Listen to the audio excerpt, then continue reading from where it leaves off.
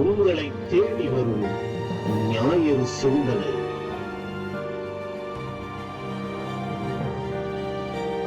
இறைவார்த்தை இல்லந்தோறும் நாளும் கேட்க உள்ளம் மாறும்.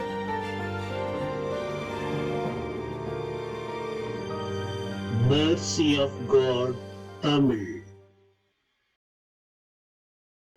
இயேசுவில் அன்புமிக்கவர்களே, பாஸ்கா காலத்தின் 2வது ஞாயிற்றுக்கிழமையை நாம் கொண்டாடுகிறோம். பிரியமானவர்களே, பாஸ்கா காலத்தினுடைய ஞாயிற்றுக்கிழமையினுடைய அடுத்த ஞாயிற்றுக்கிழமையை நாம் 2வது ஞாயிற்றுக்கிழமையாக கொண்டாடுகிறோம். இந்த ஞாயிற்றுக்கிழமையானது இரக்கத்தின் ஞாயிற்றுக்கிழமை என்றும் அழைக்கப்படுகிறது. பிரியமானவர்களே, மறைந்த பாப்பானவர் புனித 2ஆம் ஜான் பால் அவர்கள் இந்த ஆண்டவர் இயேசுவின் உயிர்த்த ஞாயிறுக்கு பிறகு வருகின்ற அந்த 2வது ஞாயிற்றுக்கிழமையை இரக்கத்தின் ஞாயிற்றுக்கிழமையாக அறிவித்தார். எனவே இன்றைய வாசகங்கள் கூட இந்த இரக்கத்தை மையமாக கொண்ட ஒரு வாசகங்களாக அமைகிறது. குறிப்பாக இன்றைய நற்செய்தியிலே நாம் பார்க்கின்ற அந்த நிகழ்வானது ஆண்டவர் இயேசு கிறிஸ்து உயிர்த்த ஆண்டவர் எவ்வாறு தம்முடைய சீடர்களுக்கு இரக்கத்தோடு இருக்கிறார், இரக்கத்தை காண்பிக்கிறார் என்பதை நாம் பார்க்கிறோம். எனவே பிரியமானவர்களே, பாருங்கள், இயேசு உயிர்த்து எழுந்த பிறகு அவருடைய சீடர்கள் எல்லாம் இந்த அறையிலே பயந்து ஒதுங்கி கிடக்கின்ற பொழுது அவர்களுக்கு திடீரென்று தோன்றி உங்களுக்கு அமைதி உண்டாகுக என்று ஒரு வார்த்தை ஒலிக்கிறது. இதை பார்த்த உடனே அந்த சீடர்கள் எல்லாம் பயந்து நடுங்குகிறார்கள். ஏனென்றால் ஏற்கனவே அவர்கள் யூதர்களுக்கு பயந்து, படை வீரர்களுக்கு பயந்து, ரோம தலைவர்களுக்கு பயந்து அவர்கள் ஒதுங்கி பதுங்கி இருக்கிறார்கள். இந்த நேரத்திலே கதவுகள் எல்லாம் பூட்டப்பட்டு இருக்கின்ற நேரத்திலே ஒருவர் திடீரென்று உள்ளே தோன்றி அவர்களுக்கு அமைதி உண்டாகுக என்ற ஒரு வார்த்தையை கேட்டவுடனே, அந்த வார்த்தை என்னவோ அமைதியை கொடுக்கின்ற ஒரு வார்த்தையாக இருந்தாலும் அது உண்மையாலுமே அவர்களுக்கு ஒரு அமைதியை, நிம்மதியை கொடுத்ததா என்றால் தெரியாது. ஏனென்றால் அவர்கள் ஏற்கனவே பயத்தில் இருக்கிறார்கள். அந்த பயத்திலே இப்பொழுது இந்த வார்த்தையை கேட்டவுடனே பயம் கலந்த ஒரு சந்தோஷம் கலந்த ஒரு பயம். இது நம்புவதா, நம்ப முடியாதா, இது உண்மையா, உண்மை இல்லையா, என்ன நடக்கிறது என்று ஒன்றுமே புரியாத ஒரு சூழ்நிலையிலே இந்த 11 சீடர்களும் இருக்கிறார்கள். பிரியமானவர்களை பாருங்கள், அவர்கள் ஒன்றும் புரியாத, திகையாத, ஒன்றும் விளங்காத அந்த நேரத்திலே உயிர்த்த ஆண்டவர் அவர்களுக்கு தோன்றி உங்களுக்கு அமைதி உண்டாகுக என்று சொல்லுகிறார். ஷாலோம், ஷாலோம் என்றால் உங்களுக்கு அமைதி உண்டாகுக. ஏனென்றால் பதபதைத்து தன்னுடைய தலைவரை இழந்து பயந்து ஒதுங்கி கதவை திறந்து கூட வெளியே வராமல் அந்த அளவுக்கு பயந்து கதவுகளை தாளிட்டு உள்ளே பதுங்கி கிடக்கிற இந்த சீடர்களுக்கு அமைதி உண்டாகுக என்று ஆண்டவர் அவர்களை வாழ்த்துகிறார். எதற்காக இந்த அமைதி? ஏனென்றால் இந்த 3 ஆண்டுகளாக அவர்களோடு பயணித்து அவர்களை எல்லா விதத்திலும் தயாரித்து அவர்களுக்கு எல்லா வகையிலும் அவர்களுக்கு பயிற்றுவித்து இத்தனையும் செய்து இவ்வளவும் நடக்கும், இதையெல்லாம் நீங்கள் ஏற்றுக்கொண்டு அதற்கு பிறகு நான் சொன்னியபடியே நீங்கள் உலகிற்கு சென்று அறிவிக்க வேண்டும் என்று பலமுறை சொல்லியும் கூட இந்த சீடர்கள் இப்பொழுது கதவுகளை தாளிட்டு பயந்து ஒதுங்கி கிடக்கிறார்கள். அன்புக்குரியவர்களே, அவர்களை மீண்டும் தட்டி எழுப்ப, அவர்களை மீண்டும் உற்சாகம் கொடுத்து அவர்களை அனுப்பி வைக்க ஆண்டவர் அவர்களுக்கு தோன்றி உங்களுக்கு அமைதி உண்டாகுக, பயம் வேண்டாம், தைரியமாக இருங்கள் என்று சொல்லி அவர்களுக்கு வாழ்த்துரைக்கிறார். அவர்களோ நம்ப மறுக்கிறார்கள், பயப்படுகிறார்கள். இதற்காக ஆண்டவர் அவர்களுக்கு தன்னுடைய காயங்களை காட்டுகிறார். பாருங்கள், என் கைகளை பாருங்கள், என் விலாவை பாருங்கள் என்று சொல்லி அவர்களுக்கு தன்னுடைய காயங்களை காட்டுகிறார். ஏனென்றால் யாரோ அது பூதமாக இருக்கலாம், அது ஒரு ஆவியாக இருக்கலாம், ஏதோ நம்ம இப்படி ஏதோ சொல்லுகிறது என்று அவர்கள் நம் பயத்தில் இருந்து விடாமல் ஆண்டவர் அவர்களுக்கு உங்களோடு இருந்த இயேசுதான் நான், சிலுவையில் அறையப்பட்டு மரித்த இயேசுதான் நான் என்று சொல்லி அவர்களுக்கு அந்த காயங்களை காட்டுகிறார். பிரியமானவர்களே, அந்த காயங்களை கண்ட சீடர்கள் மீண்டும் சந்தோஷத்திலே அவர்கள் இருக்கிறார்கள். பாருங்கள், இது முதல் பகுதியாக பார்க்கிறோம். இரண்டாவது பகுதியில் பாருங்கள், அந்த சீடர்கள் மத்தியிலே தோமா என்கிறவர் இல்லை. அவர் ஏதோ வெளியில் வேறு வேலையில் போயிருக்கிறாரு, அவர் இல்லை. மீண்டும் 8 நாட்கள் கழித்து தோமா இருக்கின்ற நேரம் பார்த்து இயேசு அங்கு தோன்றுகிறார்.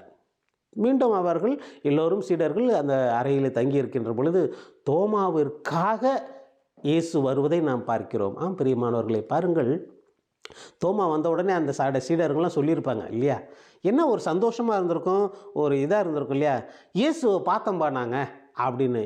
தோமாவுக்கு ரொம்ப ஆச்சரியமாக தான் இருந்திருக்கும், நம்ப முடியாத ஒரு காரியமாக தான் இருந்திருக்கும். என்னது, இயேசுவை பார்த்தீங்களா?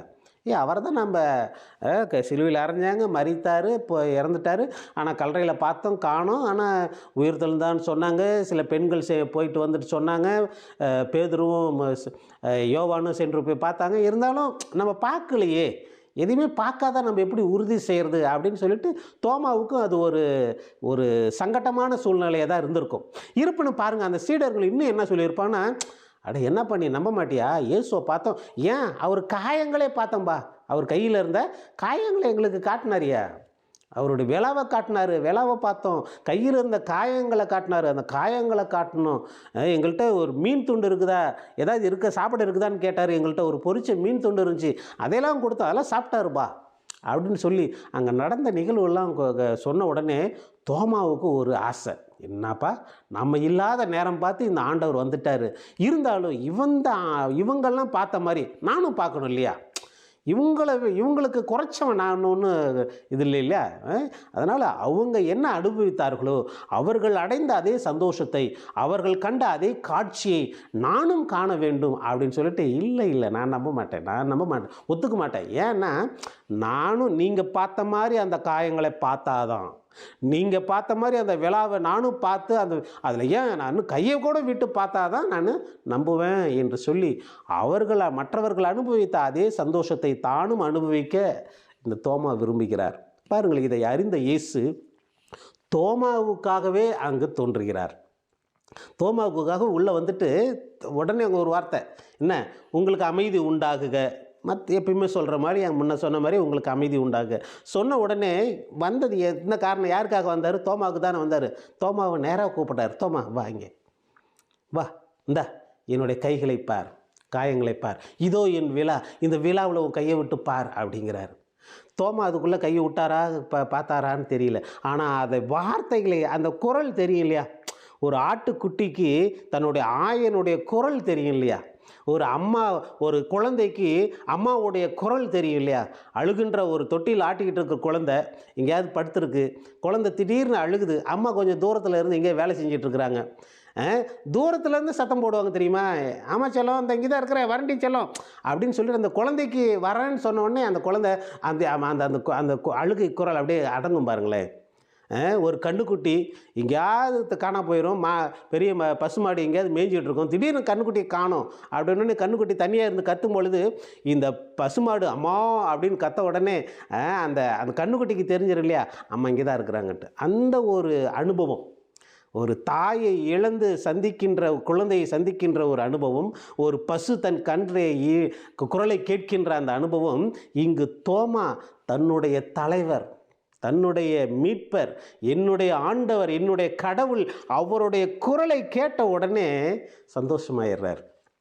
அந்த காயங்களை பார்த்த உடனே சந்தோஷமாயிடுறாரு, பூரிப்பு அடைஞ்சிடுறாரு.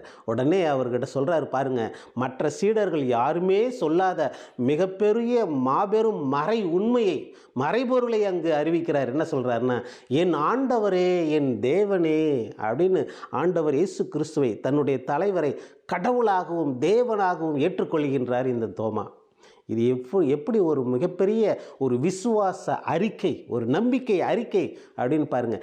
ஏன்னா இந்த நம்பிக்கையை அறிவிக்க தான் தோமா நான் என் ஆண்டவரை நான் காண வேண்டும் என்று ஆவலாக இருந்தார். இன்னும் ஒரு சிலர் சொல்லுவாங்க, இந்த தோமையார் என்ன வேலை செஞ்சுக்கிட்டு இருந்தார், மற்றவங்களாம் இப்போ பேதுரு, அவருடைய சகோதரர் யோவான், மற்றவங்களாம் பார்த்திங்கன்னா பிலிப்பு, இவங்கெல்லாம் மீன்பிடி தொழில் செஞ்சுக்கிட்டு இருந்தவங்க. ஏன்னா 12 சீடர்களை 12 பேரும் எல்லாம் ஒரே தொழில் செய்யலை. சில பேர் மீன் பிடித்து தொழில் செஞ்சவங்க, மத்தேயு வந்து இப்போ வரி வசூலிக்கிறவர், அப்புறம் யூதாஸ் இஸ்காரியோத்து வந்து பணத்தை சேகரிக்கிறவர், அவர் வந்து என்ன சொல்கிறது தீவிரவாதின்னு சொல்லியிருந்தாங்க. ததேயுலாம் தீவிரவாதியாக இருந்தாங்க. இப்படி ஒவ்வொருத்தரும் ஒவ்வொரு பணியில் இருந்தாங்க. அப்படி தோமா வந்து என்ன வேலை செஞ்சுட்டு இருந்தாருன்னா, வீடு கட்டுற வேலை, ஒரு இன்ஜினியர் வேலை. இன்ஜினியர் ஒரு வீடு கட்டணுன்னா அது வீட்டுக்கு எவ்வளோ மண் வேணும், எவ்வளோ செங்கல் வேணும், எவ்வளோ சிமெண்ட் வேணும், எவ்வளோ கூலி ஆள் வேணும், எத்தனை நாள் வேணும், எவ்வளோ காசு வேணும் அப்படிங்கிறதெல்லாம் கணக்கு போட்டு அதுக்கேற்ற மாதிரி பிளான் பண்ணி வீடு கட்டுறவர் தான் இந்த இன்ஜினியர், ஒரு கொத்தனார். அந்த கொத்தனாருக்கு தெரியும் எந்த இடம் நல்ல இடம், எந்த நிலம் நல்ல நிலம், எந்த இடத்துல வீடு கட்டணும், எப்படி கட்டணும், எப்படிப்பட்ட செங்கலை யூஸ் பண்ணணும், எப்படிப்பட்ட சிமெண்ட்டை வாங்கி போடணும், எப்படி அந்த வீட்டை அமைப்பாக கட்டணும், எப்படி இந்த ஸ்ட்ராங்காக நிற்கும் அப்படிங்கிற அந்த அந்த இன்ஜினியரிங் அறிவெல்லாம் இருக்கும் இல்லையா, அந்த மாதிரி அதுதான் அவருடைய தொழில். அப்போ அந்த ஒரு இன்ஜினியருக்கு தெரிஞ்ச ஒரு வீடு எப்படி கட்டணும், சாதாரண இடிஞ்சு போகிற வீட்டையை எப்படி கட்டணும்னு பிளான் பண்ணுற ஒரு இன்ஜினியரு தன்னுடைய விசுவாசம், ஒரு நம்பிக்கை அப்படிங்கிற வீட்டை எப்படி கட்டணும்னு நினைப்பார். அது யாரோ ஒருத்தவங்க வந்தாங்க, அவங்கள பார்க்காம காணாமல் நான் அவங்கள மேல் நம்பிடுவேன் அப்படின்னு விட்டுறலாமா? இல்லையே, அப்படி இல்லையே. நான் அந்த மண்ணை சோதிக்க வேண்டும், நான் அந்த நிலத்தை பார்க்க வேண்டும், அந்த நிலத்தின் அந்த எந்த அளவுக்கு உறுதியாக இருக்கிறது அப்படிங்கிறத நான் ஆய்வு செய்ய வேண்டும், நான் செங்கல்லையும் அந்த சிமெண்ட்டையும் நான் பார்க்க வேண்டும், அப்படிதான் நான் என் வீட்டை கட்டுவேன் அப்படின்னு சொல்கிறார். அதுதான் இந்த நிகழ்ச்சியினுடைய ஒரு ஆழமான அர்த்தமாக இருக்குது. ஆமாம், ஆண்டவர் நீங்களாம் பார்த்துட்டீங்க, ஆனால் நான் இன்ஜினியர் இல்லையா, நான் அந்த பொருளை பார்க்கணும்பா, நான் என்னுடைய விசுவாச வீட்டை கட்டணும், அப்போ நான் அந்த நிலத்தை சோதிக்கணுமா இல்லையா, அந்த நிலத்தை ஆண்டவரை நான் பார்க்கிறேன், இதோ நான் பார்த்து விட்டேன், இதோ என் காயங்களை அவருடைய காயங்களை கண்டுகொண்டேன், இதோ என் மீட்பரை கண்டுகொண்டேன். எனவே அந்த நேரத்தில் அந்த ஒரு விசுவாசத்தை கட்டுறார், அந்த விசுவாசத்தை வீட்டை அந்த பாறையின் மீது கட்டுகிறார். எப்படி? என் ஆண்டவரே, என் தேவனே, என்னுடைய நம்பிக்கை, என் வீட்டை உம்மீது பாறையின் மீது நான் கட்டுகிறேன் அப்படின்னு சொல்லிட்டு உண்மையான தேவனை நம்புவதற்காக, கடவுளை நம்புவதற்காக தோமாவின் நிகழ்ச்சி நடக்கிறது. ஆனால் பாருங்கள், நற்செய்தியாளர் நமக்கு இயேசு ஒரு மிகப்பெரிய உண்மையை, ஒரு நல்ல ஒரு ஆறுதலான வார்த்தையை சொல்வதை பார்க்கிறோம்.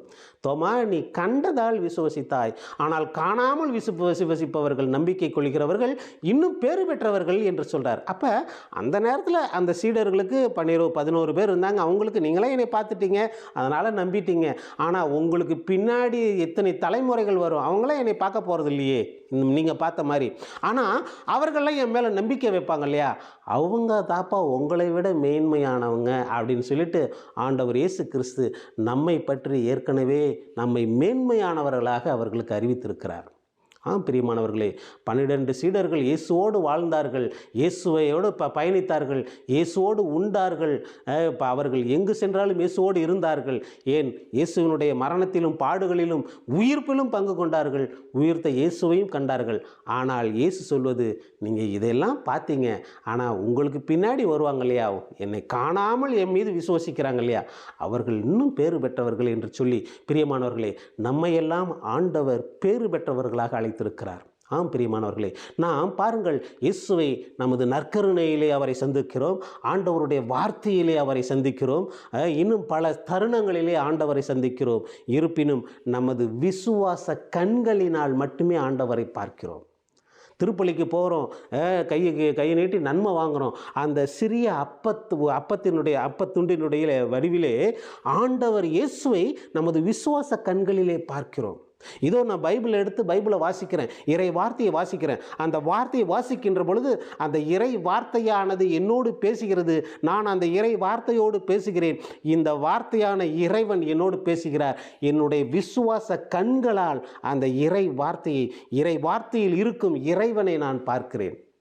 இன்னும் என்னை இப்போ சுற்றி இருக்கின்ற பல தருணங்கள், பல நேரங்கள், ஜபங்கள், ஆலயங்கள், இன்னும் பல பக்தி முயற்சிகள், இவை அனைத்திலுமே நான் ஆண்டவரை சந்திக்கிறேன்.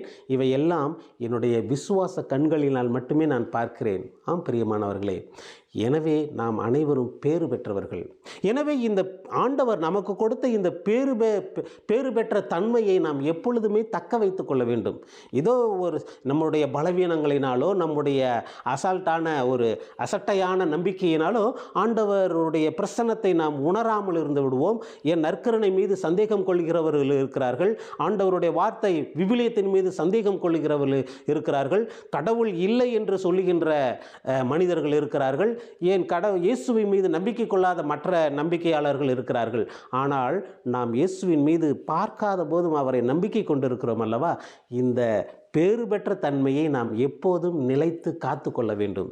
எனவே பிரியமானவர்களே, தோமாவை ஆண்டவர் அழைத்து அவருடைய காயங்களை காட்டியது போல நமக்கும் ஆண்டவர் அவருடைய காயங்களை, அவருடைய இரத்தத்தை, அவருடைய உடலை நாம் ஒவ்வொரு நாளும் திருப்பலியிலே பார்க்கிறோம். அன்று ஆண்டவரை தம்முடைய சீடர்களுக்கு தம்மை காண்பித்தது போல, இதோ என் காயங்களை பாருங்கள், இதோ என் விழாவை பாருங்கள் என்று சொல்லிய அதே ஆண்டவர் இயேசு கிறிஸ்து இன்று நற்கருணையிலே ஒவ்வொரு திருப்பலியிலும் அந்த திரு உடலும் திரு இரத்தமும் எழுந்தருக்கி இருக்கின்ற அந்த நேரத்திலே ஆண்டவர் நமக்கு காண்பிக்கிறார். இதோ என்னுடைய உடலை பாருங்கள், இதோ என்னுடைய கைகளை பாருங்கள், இதோ என் விழாவை பாருங்கள் என்று சொல்லி அவருடைய காயங்களை நமக்கு காட்டுகிறார். எனவே பிரியமானவர்களே, நாமும் தோமாவை போல என் ஆண்டவரே, என் தேவனே என்று அந்த ஆண்டவரை வணங்கி நம்முடைய விசுவாச கண்களால் அந்த ஆண்டவரை ஏற்று இன்னும் பேறு பெற்றவர்களாக வாழ தொடர்ந்து ஜெபிப்போம். ஆமென்.